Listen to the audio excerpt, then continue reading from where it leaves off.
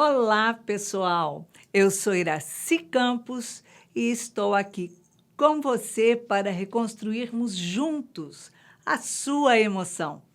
Eu, Joana de Ângeles e a doutora Nise da Silveira, reconstruindo emoções, todos os sábados, às 19 horas. E olha, você pode participar, porque nós estamos aqui para ajudar você a fazer um mergulho interior e reconstruir as suas emoções através do autoconhecimento. Sim, você pode participar do nosso programa.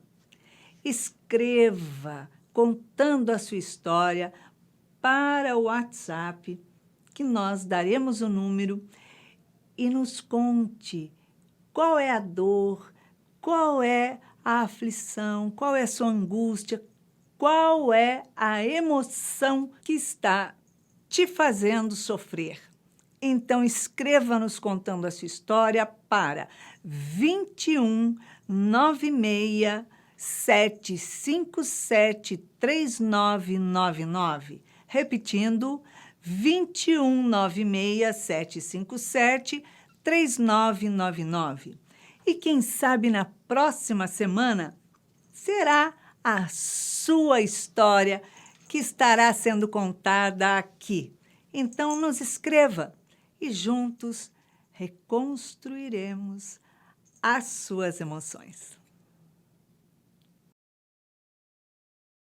E hoje, para nos auxiliar a reconstruir a emoção da nossa espectadora, temos aqui um especialista muito querido, que é médico homeopata, terapeuta, conferencista internacional, vem lá de Belém e vem com o coração cheio de muito amor para que nós possamos compreender as emoções que nos afligem.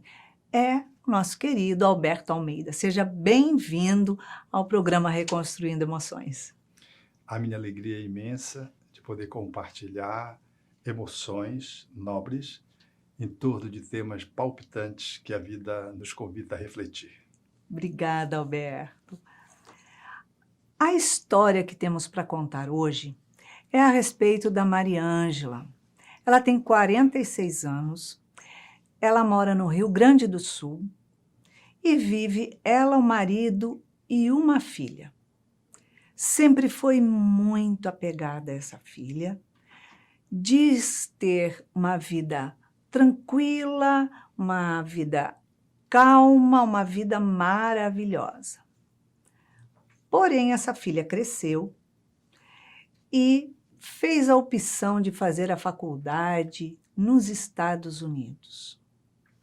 Até aí, tudo bem, porque ela acompanhou a filha em todos os momentos da vida, teve sempre ela como companheira e diz ter dedicado a sua vida inteira a essa filha, a Patrícia. Porém, agora, já tem 3 meses que a Patrícia está nos Estados Unidos estudando. E ela diz que está em depressão profunda, não tem mais razão de viver, não consegue viver sem a filha, ou seja, ela vive desesperada, num vazio enorme, porque a sua razão de viver não se encontra mais ao lado dela. O incrível é que a vida dela continua da mesma maneira. Porém, a filha que se mudou para estudar. E ela diz que a vida não tem mais razão, que não vê motivo para continuar. Ela pensa em suicídio e diz que não sabe mais o que fazer. O marido, por sua vez, preocupado em querer ajudar a esposa, não sabendo mais como conduzir a situação, ele diz que já até pensou em ir buscar a filha dos Estados Unidos e trazê-la de volta para o Brasil para estudar aqui e viver com a mãe novamente. Mas ela não sabe se seria uma boa. A verdade é que a filha é a razão da sua vida. Pois é, Alberto. Que situação mais encrencosa, porque a filha é a razão da vida dela. E o resto? O que você diz disso? Eu diria que como a situação ela é uma situação crítica, porque fala-se em suicídio, essa família está precisando de um apoio profissional e, em função de uma depressão e do quadro de ideação suicida, precisaria, no mínimo, de um psicólogo e, quiçá, associado ao psicólogo, a um profissional, portanto, da área do diálogo, um psiquiatra, para fazer uma intervenção da emergência do risco de morte que ela sinaliza na tua fala. Agora, queria dizer a Mariângela que essa é uma ocorrência que se repete muito. Nós, pais, nos dedicamos aos nossos filhos e colocamos toda a nossa vida na vida dos nossos filhos. Mas nós o fazemos de uma forma a que se gere um processo de conflito e de aprisionamento. Porque se eu dou a minha vida ao meu filho e se eu digo para o meu filho, a minha vida, eu dei tudo por você, eu implico de que o filho, ele está encrencado comigo, ele está algemado a mim, porque se um pai e uma mãe dá a vida pelo filho, o filho de modo algum pode virar as costas para esses pais. Então, quando nós investimos num filho, tal como está narrado, nós o fazemos para que o filho seja feliz, para que ele ganhe autonomia, ganhe independentização, seja feliz. Mas quando eu faço isso e o filho como que me leva, significa dizer que a vida não era minha. Estava vivendo a vida do filho. Eu estava vivendo a vida do filho, não estou vivendo a minha vida. A vida de uma mãe tem que ser a vida dela, que ela compartilha como mãe na maternagem. A vida de um pai deve ser a vida dele, que ele compartilha com seu amor com os seus filhos. Mas eu não posso, de modo algum, dar a minha vida para um filho e colocar nas costas dele essa responsabilidade. Porque isso passa a ser um peso para o filho. Que eu estou dando com uma mão e cobrando com a outra. Eu não dou, eu aprisiono o filho. Eu digo que eu dei a minha vida para ele. E digo que a minha vida lhe pertence, porque eu abri mão de tudo. O que é que eu estou dizendo para esse filho? Que ele vai ser ingrato se ele não cuidar de mim, não me der atenção, porque se eu dei a minha vida a ele, a minha vida está com ele. Então ele teria que abrir a mão da vida dele para dar vida para mim. Então, isso aí é uma demonstração clássica de que a pessoa se desonerou da sua vida. Usou como estratégia de compensação, eu não sei quais as dificuldades que a Mariângela tem, mas ela usou como uma estratégia de autoproteção se amparar na filha. E ela usou, no melhor sentido, você deve ter tido uma boa intenção ao fazer isso, usou a filha para atender a sua dor, mas esqueceu que ali é um outro, é uma outra pessoa. Eu não posso, de modo algum, me colocar dentro do outro e responsabilizar o outro pelo que vai acontecer comigo se o outro tomar o caminho que ele achar que deve tomar. Porque aí eu gero no outro, no caso na filha, eu gero uma culpabilidade. Filho é de entranhas, é cicatriz umbilical. Um pai e uma mãe têm um poder de fogo em relação aos filhos. Então, quando uma mãe diz: sem você eu não consigo mais viver, por exemplo. Você estando aí, eu sou infeliz aqui. Eu estou dizendo para esse filho que ele é culpado. Da minha infelicidade. Por mais que eu não diga, o filho se sente. Porque o filho diz assim: puxa, minha mãe deu a vida por mim e agora eu vou virar as costas para ela, eu não vou atendê-la. Mas essa é uma estratégia muito inadequada. Com todo respeito a você, Mariângela, que usou da boa intenção e se protegeu dessa forma e deu talvez o melhor de você. Mas agora precisa fazer um outro movimento que talvez seja mais grandioso que esse que você fez. É você olhar para a sua vida. Você se auto-perceber e se auto-apropriar. Eu me lembro daquele filme História Impossível, Melhor Impossível, que é com Jack Nixon. E a mãe tem uma criança com asma, e ali o drama se estabelece, e lá pelas tantas, a mãe diz assim, mas se a minha filha é curada da asma, o que vai ser de mim? Ou Quer dizer, seja, eu vou tratar, mas não vou curar ela nunca, porque nunca. senão eu Eu fico sem perco. função. Então a minha vida tem função do outro. A minha vida é minha. Eu compartilho com o filho, com o esposo, com os amigos. E devo fazê-lo. Mas eu não posso dar a minha vida para alguém, porque a vida é minha. Se eu dou para alguém, eu me desaproprio. E se eu me desapropio, eu entro na depressão. Porque quando a filha se emancipa, a depressão surge na mãe porque o sentido da sua existência não estava colocada nela, compartilhando com a filha. Ela colocou dentro da filha. Então, esse é um processo dramático, muito difícil. Mas a Mariângela tem todas as condições para fazer uma movimentação excepcional, dar um salto de qualidade, se ela, em buscando ajuda, favorecer-se de poder fazer um caminho para dentro de si mesmo, se autoapropriar e renascer dentro de si mesma. A vinda dessa filha de fora, do pressuposto que o pai levantou como hipótese, é completamente inadequado, porque vai frustrar a emancipação dessa filha, vai trazer de novo o reforço que é o sintoma de algo que precisa fazer um desenlace. E não vai ser a E mesma não vai coisa. resolver. E a mãe vai se sentir culpada, porque a filha voltou. A filha, por melhor boa vontade que tenha, vai ficar entalada com isso. E surge o processo simbiótico, mãe e filha, correndo riscos depois de ter dificuldade de se desatrelar. Então, com muito amor, com muita compaixão, essa filha deve reconhecer essa mãe, essa filha deve honrar essa mãe e deve ser grata a essa mãe. Mas a filha não pode deixar de ter a sua vida para atender a mãe. Não pode abrir mão da vida dela, porque ela tem que crescer, ela tem que caminhar. Nós não criamos... Uma vez eu vi uma mãe dizer acerca de um filho, que ela tinha feito uma adoção e esse filho fugiu. E os filhos se dividiam sobre se essa mãe deveria aceitar essa filha que estava para voltar ou não. E essa mãe disse assim, no evangelho no lar, na casa de um parente. A mãe disse assim, eu não estou criando os meus filhos para mim. Se ela está manifestando uma ingratidão ao se evadir, isso é uma escolha que ela faz. Sim. Eu não crio filhos para mim. E ela dava a dimensão do que é esse sentimento maternal. Quando nós colocamos no ninho os filhos, até que eles ganhem plumagem, se exercitem.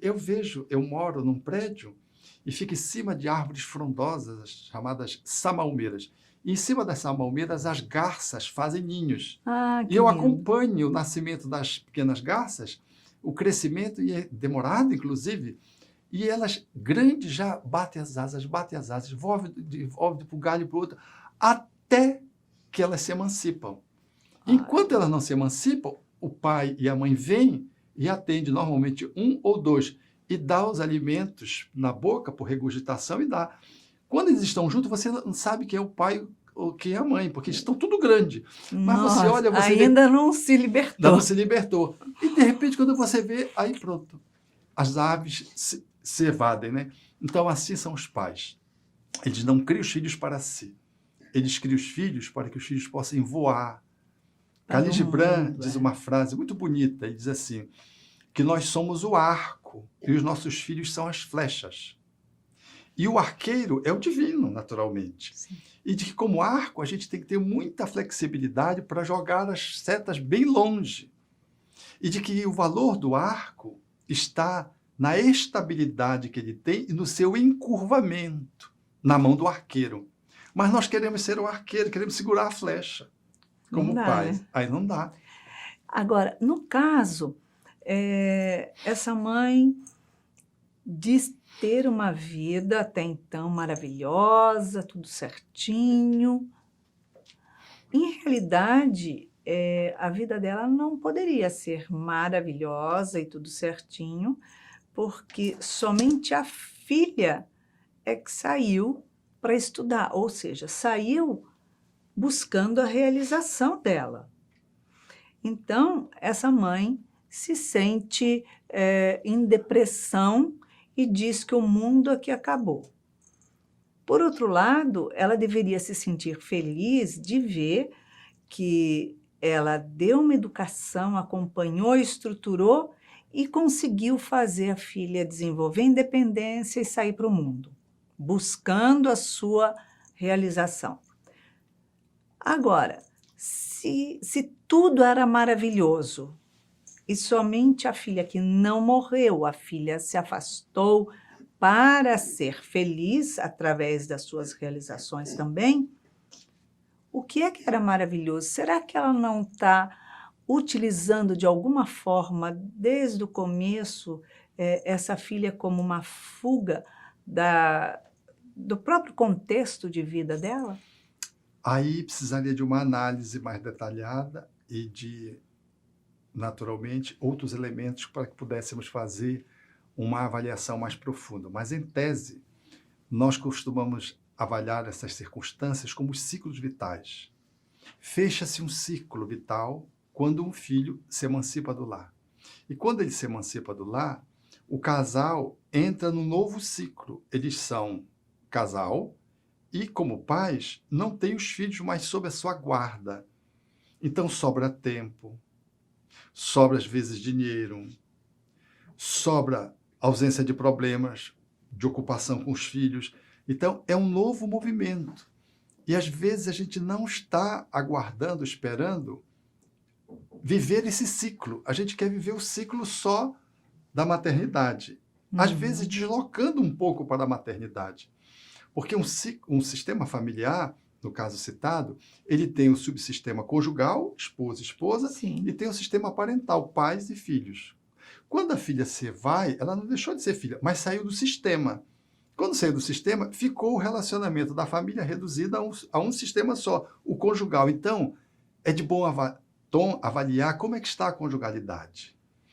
Nesse novo ciclo, o casal é chamado a viver uma experiência em tempo diferente daquela lá quando eles são recém-casados que não têm filhos. Tem que renovar agora. Então, tem que encontrar novos propósitos para o acasalamento, tem que se redescobrir. Muitos casais, isso é conhecido como o ninho vazio, né?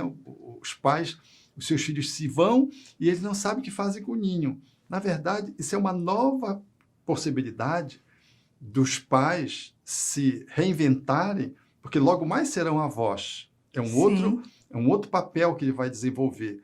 Mas os pais precisam, às vezes, incluir novos papéis na dinâmica para além da conjugalidade, até para um reacasalamento, porque sobra tempo, sobra ausência de preocupações, sobra muita coisa. Então, o casal, às vezes, não sabe o que faz com aquele tempo. Então, eles podem encontrar aquele tempo num exercício de voluntários, numa atividade, por exemplo, religiosa, numa atividade literária, numa atividade esportiva. Dependendo do casal, eles estruturam novos propósitos para a vida para ocupar aquele espaço de uma forma adequada, enquanto casais e enquanto desenvolvimento de novas funções. Perfeito. Até que a posição de avós seja chamada a comparecer, que é um outro movimento adequado e que vai chamar naturalmente esse casal para exercer essa função. Porque, em realidade, ela não ressignificou a vida dela. Ela está focando na filha que estava ali dentro, saiu, foi estudar fora e que ela cristalizou na mente dela esse buraco vazio. Quer dizer, ela deixou de dar importância, de valorizar o relacionamento marido e mulher. Se é que já não deixou isso há mais tempo. Eu fico pensando assim, você, telespectador, como é que é a tua vida? A tua vida tem uma só direção? Você tem uma só função na vida? Você que é pai, que é mãe? A gente é pai, é mãe, é amigo, é profissional, é esposa, é filho. Nós temos múltiplos papéis. Quando a gente reduz esses papéis e coloca apenas numa só função, quando a gente elimina outras possibilidades para sintetizar numa só, nós corremos risco Porque quando aquilo falta, a gente não sabe o que faz. Sim. Então, uma boa pessoa, a vida é dela, não é do filho, nem do pai, nem da mãe. A vida é da gente. Tanto é que Deus nos concedeu a vida. Nós temos a vida. Agora, nós podemos compartilhar como esposa, como vizinho, como no exercício da fraternidade no campo do voluntariado, na religiosidade, no campo do esporte, no campo dos amigos. Eu tenho vários papéis, esses vários papéis que eu escolho compartilhar a minha vida, que ganha graça.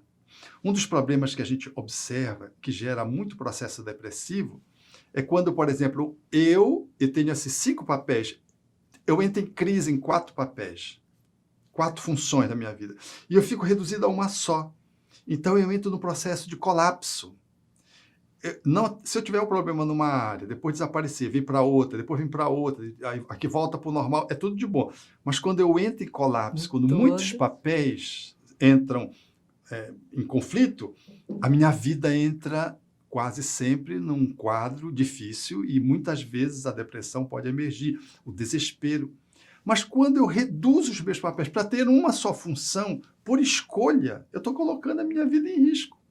Porque eu deixei de valorizar as minhas potencialidades, as coisas que me realizam. Justo. Porque o outro não pode me realizar. Isso não é muito comum, sabe, Iraci, quando tem uma mãe solteira que tem um filho. E depois não se acasalou e jogou toda a vida naquele filho. Honradamente, honestamente, com boa intenção, esse filho vai crescendo, aí cria-se um problema, porque a vida daquela pessoa, às vezes, está toda ela colocada naquele filho. Aquele filho para arrumar uma namorada, nossa, aquele filho para se emancipar do lar, aquele filho para casar, é um outro parto. Porque ninguém vai servir para aquele filho. Ninguém vai servir, aquela mãe não tem espaço. Porque vai ser uma competição. É competição, porque ela reduziu a vida dela ao filho. Então é de bom tom, você que está nos vendo, nos escutando, que você avalie o quanto a vida precisa ser plural, o quanto você precisa fazer valer a sua vida nas diversas funções, nunca esquecendo que a vida é sua. Não reduza a sua vida a uma só função. Por mais nobre que seja, você corre o risco de, não podendo desempenhá-la, desenvolvê-la, você entra em blackout, porque você ficou simplesmente sem, entre aspas, serventia, ou seja, o ato de servir estava localizado só numa direção. Então, essa é uma boa situação para nos estimular a todos que estamos vivendo essa experiência agora compartilhada pela Mariângela, no sentido de poder dar uma pluralidade à nossa existência e para avaliar, porque às vezes a gente está no papel dela, está no papel do esposo, está no papel dessa filha. A gente vai precisar fazer uma modulação dessa vinculação que é dita amorosa, mas que às vezes ela não é amorosa, ela é simbiótica. Opa, porque se você observar, ela fala que tudo era perfeito, mas ela não fala o quê? Não existe o perfeito, porque tudo está concentrado na filha. Dediquei a minha vida inteira, o tempo inteiro, tudo a ela. Ela saiu, então, o que é nesse tempo todo que ela fazia para ter a sua realização pessoal? Porque a filha não pode ser a realização dela. Porque a filha tem o seu caminho, a sua escolha, a sua independência e o que irá realizá-la. Agora, eu não posso colocar minha realização na mão de outra pessoa. Eu que tenho que ir lá fazer, buscar, criar. Não seria agora o momento dela procurar, né, alguma coisa para fazer que ela se identifique para a sua autorrealização, alguma coisa que realmente venha fazer diferença na vida dela, que ela deixou parado no tempo, talvez? É uma oportunidade de fazer isso, mas penso que o primeiro passo seria uma autoavaliação de pelo que essa mãe passou tanto tempo sem colocar a vida no centro do seu próprio centro. Ou seja, pelo que eu me esvaziei do meu viver, vivendo a vida da minha filha. Essa é uma pergunta muito importante a ser respondida por ela, ou por você que vive uma situação similar. No sentido de a gente poder, nessa avaliação, encontrar onde é que está o nó, onde é que está a sombra, onde é que está o meu impedimento que está me fazendo levar uma vida que é aparentemente maravilhosa, mas que não é. Porque se houver um colapso, eu fico na amargura. Às vezes é um relacionamento de conjugalidade. Às vezes são 12 irmãos. Um se emancipa, eles são tão unidos, amorosos. Um se emancipa, o outro deprime. Aí quando você vai ver, há uma relação de dependência, uma relação de apego. Então, o que há nessa mãe que se vinculou a essa filha com essa intensidade e que fez essa mãe deprimir? Quando Porque essa mãe devia estar alegre, né? foi buscar se realizar nas coisas que a filha fazia. E, na verdade, a filha estava estudando, a filha estava passeando, namorando, mas o namoro não era dela, o passeio não era dela, a escola não era dela, era da filha. Ela não podia se realizar com as coisas da filha. Porque o dia que a filha deixa de contar alguma coisa que ela fez, que ela vivenciou aquele dia, a mãe está numa lacuna. Tipo assim, hoje foi um dia que está apagado de borracha, não existiu, né? Eu fico, às vezes, avaliando alguns pais assim, não, entre meu filho e eu, nós não temos segredos. Como se fosse uma vida só. Eu acho Não pode absolutamente ser. natural o filho não compartilhar com o pai algumas coisas, a Sim. mãe não compartilhar. Isso é normal, são os espaços íntimos de cada um. Com Quando a certeza. gente está completamente sem fronteiras na nossa relação, sem limites, nós estamos, às vezes, numa relação de simbiose. Nós não estamos unidos, nós estamos misturados. Misturado não é bom, porque a gente se descaracteriza e descaracteriza o outro. É bom estar unido, vinculado, conectado, mas não misturado. Não numa união amorfa, onde eu me junto com o outro, eu não sei onde sou eu, onde é que é o outro. Falo de casais, falo de irmãos, falo de amigos, falo de mãe e filha, pai e filho. Nós precisamos saber até onde eu vou, até onde o outro está, respeitar o outro, porque quando essa relação se estabelece assim, o pai quer escolher, ou a mãe, né, quer escolher o que o filho vai fazer, quer escolher o namorado, a namorada da Exato. filha, como deve se vestir. Aí eu começo a também fazer um movimento de apropriação da vida do outro. Porque a vida é dele ou é minha? Essa mistura me faz eu não respeitar o outro como uma individualidade. Exatamente. Querer dominar, Dominar. falar isso, não acho que é bom para você, não. Quer dizer, eu achar é uma coisa, mas a escolha é do outro. Eu não posso dar palpite se eu não fui convidada a dar opinião.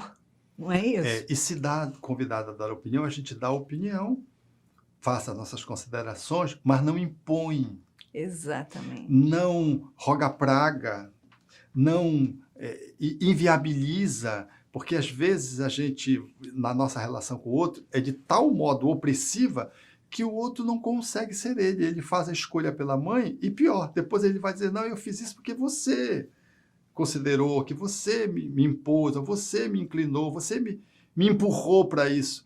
Então, pais e filhos adultos, maduros, ou que saem para a adolescência, ou que ganham após a adolescência, eles precisam se responsabilizar. Exato. Porque se eles fazem a vontade do pai e os pais gostam disso, depois os pais vão receber o efeito eco. O filho se frustra, dizer, eu casei porque você quis. Porque eu não tinha vontade. O que eu gostava mesmo era da Maria, não era da Ana. Agora a mulher é sua, fica com ela, porque eu não quero mais. Eu estou sofrendo por causa de você. Então, a gente tem que tomar muito cuidado para poder, nesse caminho de relacionamento, respeitar a escolha do outro. A vida é do outro, a profissão é do outro. Ah, meu filho, mas essa profissão é tão cansativa. As pessoas às vezes me dizem, puxa, mas você fica atendendo aqui, você não cansa? Aí eu pergunto para a pessoa que me pergunta acerca da profissão dela, se ela se cansa. Eu não, digo, também não. Porque cada um que está fazendo o que ama, o que tem vocação, não se cansa. Não se cansa, sente prazer, fica feliz em fazer. Agora, se eu vou fazer o que o outro tem prazer, mas que eu não tenho, não me serve. Aí depois vai ter encrenca. Uhum. E a volta é sempre muito dolorosa, porque a gente quer remendar e já não dá mais chance de poder voltar atrás em muitas coisas. Então, amar os filhos, sabendo que os filhos são flechas e a gente é arco. As flechas são como pássaros, que eu citei aqui das garças. Elas depois voam e vão fazer outros ninhos. Elas não estão condenadas a ficar no ninho. Também é verdade que elas não podem ser empurradas antes do ninho, porque se forem empurradas antes, elas caem e os predadores comem. As flechas, elas precisam da estabilidade do arco, ou seja, o arco ele precisa ter a flexibilidade para projetar as flechas vivas na direção do alvo, na mão do arqueiro. O arqueiro é a vida, é a Exato. divindade. A gente não sabe para onde é que o filho tem que ir. Qual é a missão dele? Pelo É a que ele escolha reencarnou? Qual é o propósito existencial dele? Então, às vezes, a gente quer, de tal modo, assambarcar, monopolizar a vida do outro, que o outro deixa de ter vida e a nossa vida a gente coloca na vida do outro. Olha que mistura. Porque diz assim, não, mas eu sei o que é bom para você, eu sou mais velha, eu já sou experiente, eu sei o que é melhor para você, eu não sei o que é melhor para o outro. Porque eu não sei o que o outro carrega dentro dele, não é isso? Não tem como. Eu posso, sim, calcular o que seria bom para você se você tivesse os mesmos gostos que eu, a mesma história de vida que eu, mas cada um tem a sua personalidade, o seu mundo, o seu crescimento, né? A mesma história pode ter um significado para mim e outro para você.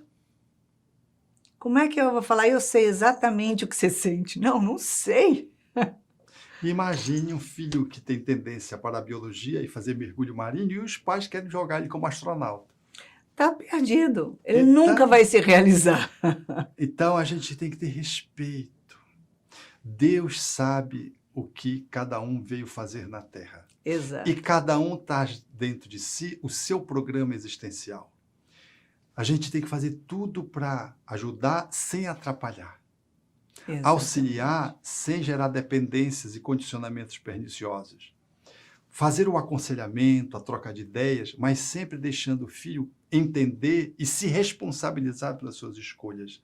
Ah, não, mas o mercado de trabalho não é bom. Olha, essa profissão é que é boa, porque o mercado de trabalho está aberto. Aí a pessoa faz o que a gente sugeriu como pai, como educador, como professor, e a pessoa vai para o mercado de trabalho onde ganha muito bem, mas é infeliz. Não vai se adaptar, não vai gostar, vai querer jogar aquilo para o alto, Não tem vai fazer de dinheiro, qualquer jeito. Não tem dinheiro que substitua o prazer de você fazer aquilo que você ama e gosta. É preferível você ganhar pouco e se sentir realizado do que você ganhar um montão e estar completamente infeliz. Porque você ficar fazendo aquilo que você não gosta te gera uma infelicidade, te gera um desprazer, uma frustração. E nada vai ocupar essa frustração se você não se direcionar para aquilo que te faz bem. Não é isso? É a apatia que a gente vê hoje no mundo, Total. que ele corre através do sucesso, mas não corre através da felicidade. Perfeitamente. Ele corre através do mercado que está aberto para uma remuneração vantajosa, mas ele não corre para aquilo que o coração aponta enquanto tendência de realização interior. A frustração será inevitável. Então, nós como pais temos uma responsabilidade muito grande de poder saber que os nossos filhos não são nossos filhos, são espíritos que vieram através de nós, trazem uma genética correspondente, mas são diferentes, mesmo geneticamente, e eles trazem singularmente uma meta bem específica que não nos cabe interferir, atrapalhar, interditar, sob pena de mais tarde nós não termos cumprido a nossa missão de sermos facilitadores da caminhada do filho, e sim de termos construído muros impedindo que os filhos pudessem alcançar as suas aspirações nobres. Eu acho até que vale a pena nós, em geral como pais, sempre fazer uma colocação.